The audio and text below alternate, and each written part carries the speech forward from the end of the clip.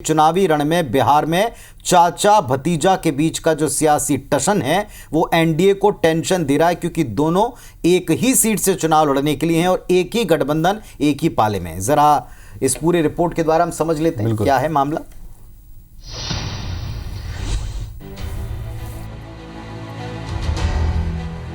अड़े है चाचा, अड़ा है भतीजा, चाचा भतीजे की जंग का क्या होगा नतीजा। ये सवाल देश भर में अपने गठबंधन सहयोगियों को ताबड़तोड़ सेट कर रही बीजेपी के दिग्गजों को भी परेशान कर रहा है। लोक जनशक्ति पार्टी के संस्थापक रामविलास पासवान से विरासत में मिली सियासत पर दावेदारी की पहली बाजी भाई पशुपति पारस ने जीती थी, लेकिन 24 के चुनाव के ऐलान से ठीक पहले चिराग ने बाजी पलट दी। हमारे प्रधानमंत्री जी का धन्यवाद करता है, क्योंकि आज पुनः एनडीए के साथ जो हम लोग का पुराना गठबंधन रहा है, जिस गठबंधन के तहत दो बार हम लोग लोकसभा और दो बार हम लोग विधानसभा का चुनाव पिछले 10 सालों में हम लोग लड़ चुके हैं, आज पुनः उस गठबंधन को एक नई मजबूती देने का कार्य किया।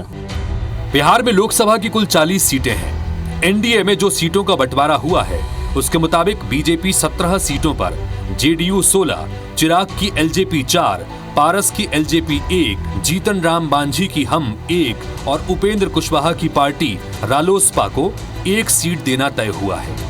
अब पारस को यह नागवार गुजर रहा है कि चाचा 1 और भतीजा 4। ये तो बड़ी नाइंसाफी है यार, लिहाजा पाला बदलने के भी संकेत दे रहे हैं।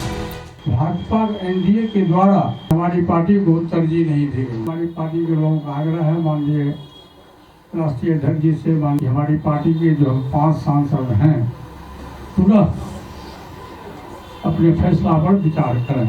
घोषणा के बाद यदि हमको उचित सम्मान नहीं दिया गया तो हमारी पार्टी और हम लोग स्वतंत्र हैं, हमारा दरवाजा खुला हुआ, कहीं भी जाने के लिए हम।